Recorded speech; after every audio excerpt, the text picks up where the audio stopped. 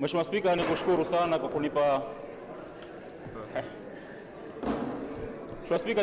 kunipa nafasi hii ili nami niweze kutoa mchango wangu, lakini nimshukuru Mwenyezi Mungu mwingi wa rehema kwa uhai na uzima na leo kutufanya tuwepo hapa katika kuchangia hotuba yetu hii ya bajeti ya ofisi ya makamu wa pili wa rais.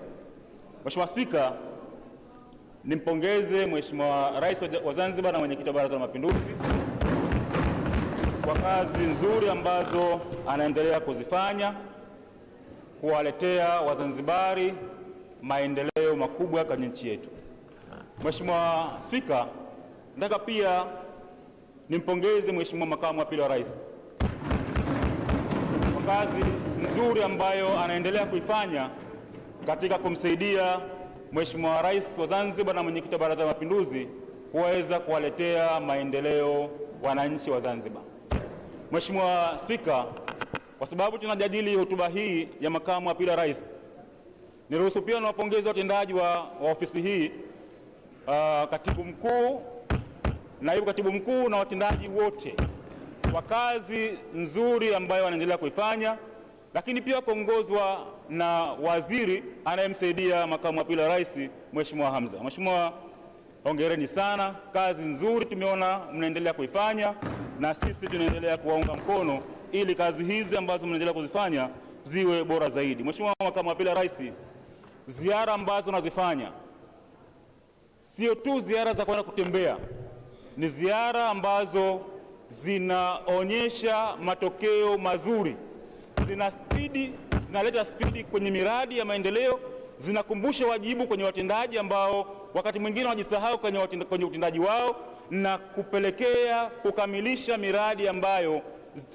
serikali imeanza kuifanya. Mheshimiwa Spika, mara baada ya utangulizi huo, sasa nianze kuchangia hotuba hii ya bajeti kwanza kwenye fungu C0301 kwa maana ya Tume ya Uchaguzi wa Zanzibar.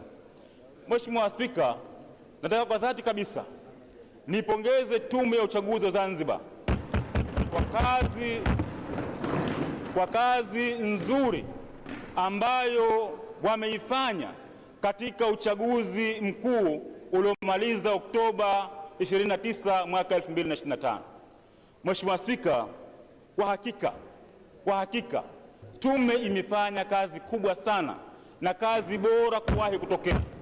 Mheshimiwa Spika, sisi hapa sote tumeshuhudia chaguzi nyingi zilizopita. Tutakuwa wachoyo wa fadhila kama chaguzi zote zilizopita tumeziona na tukaangalia na uchaguzi wa 25 ulivyopita. Kwa kweli kama hatuoni mabadiliko, kweli Mheshimiwa Spika, itakuwa hatuitendei haki Zanzibar, hatuwatendei haki wananchi wa Zanzibar, hatuitendei haki nchi yetu.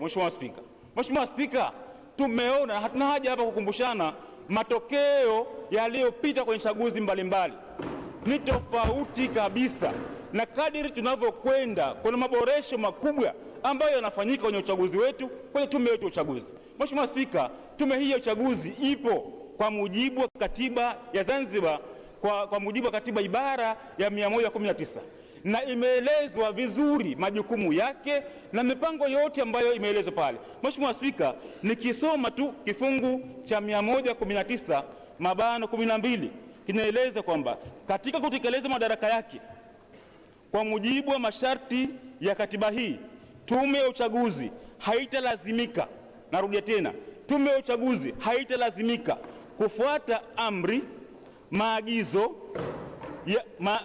au maagizo ya mtu yeyote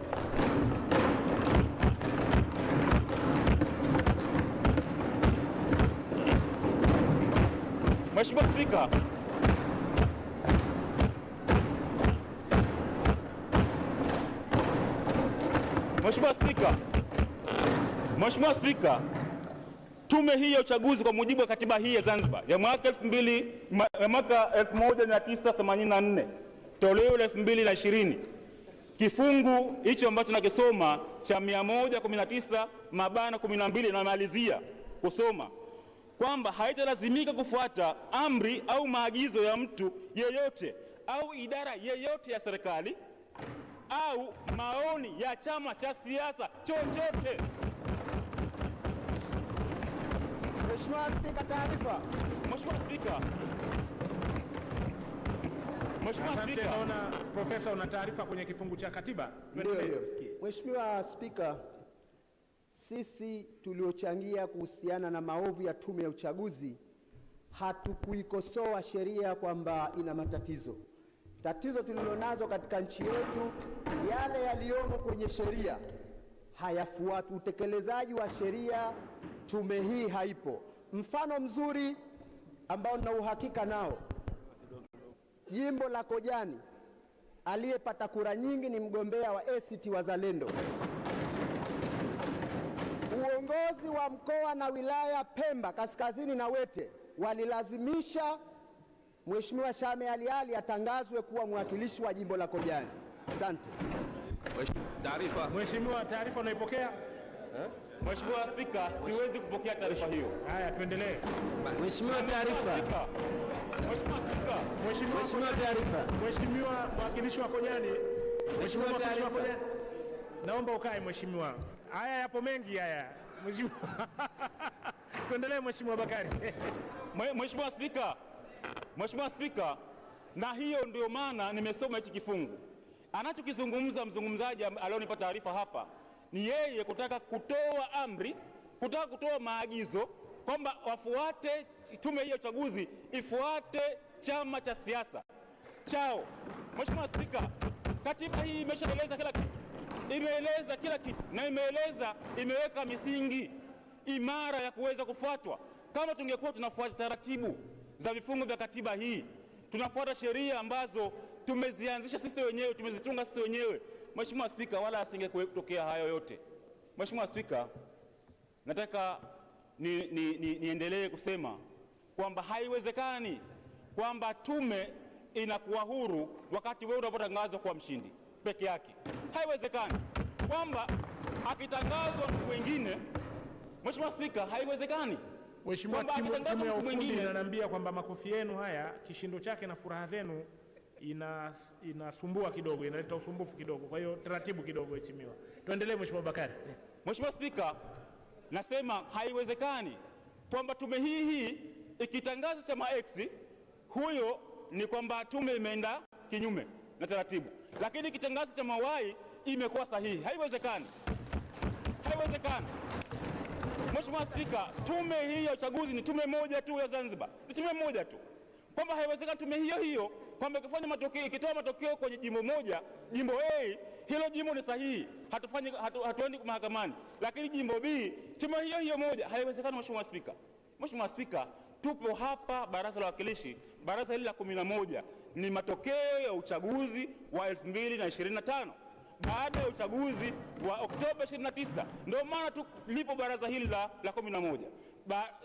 Otherwise manake tusinge kuwepo hapa. Mheshimiwa Spika, tumeweza kuvumilia vya kutosha, na tumevumilia haya kwa sababu viongozi wetu wakuu wapo baada ya uchaguzi kukamilika, wapo kwenye mazungumzo, wanazungumza ili kuweka mambo yetu ya nchi yetu, kuweka sawa kila kitu ambacho kimetokea. Hakuna nchi yoyote iwe inaendelea, zilizoendelea ama vyovyote vile kwamba baada ya uchaguzi kunakuwa kila kitu kiko sawa. Haiwezekani Mheshimiwa Spika.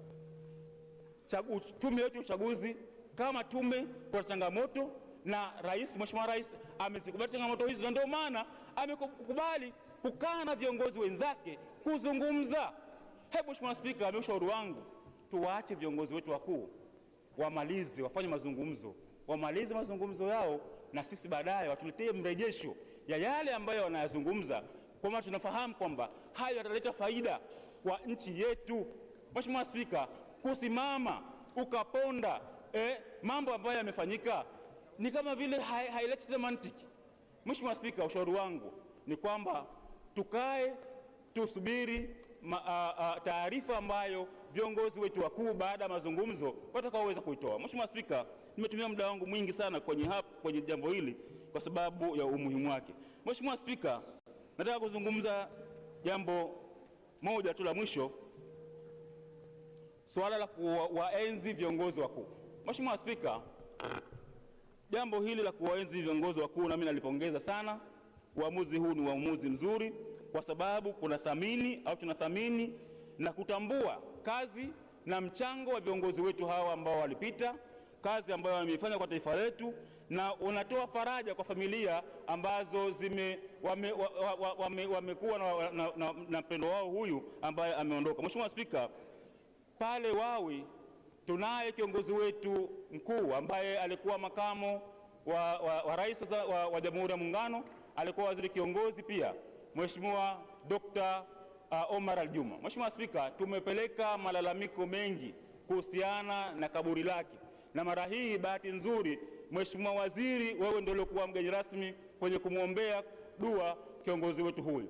Malalamiko yale tumeshapeleka miaka kadhaa, tunakuomba sana sasa ni wakati wa kwenda kuyafanyia kazi malalamiko yale ili kuweza. Mheshimiwa Spika, nimepoteza muda mwingi sana kwa makofi hapa. Ndio nataka kusema Mheshimiwa, maongezi yako yalikuwa matamu, kwa hiyo makofi yamefunika ule muda wako, kwa hiyo yamekufilisi. Naomba umalizie hapo. Mheshimiwa Spika, naunga mkono hoja na kwa maana hiyo, waheshimiwa wajumbe, itabidi ni wakati wachangiaji, manake bado naona watu bado wanaendelea kuomba, wako wengi sana. Kwa hiyo nitawapa watu wa mwisho wawili kabla ya kuanza kuwaita mawaziri ili tuweze kukamilisha hii hoja na kwenda kwenye hoja nyingine.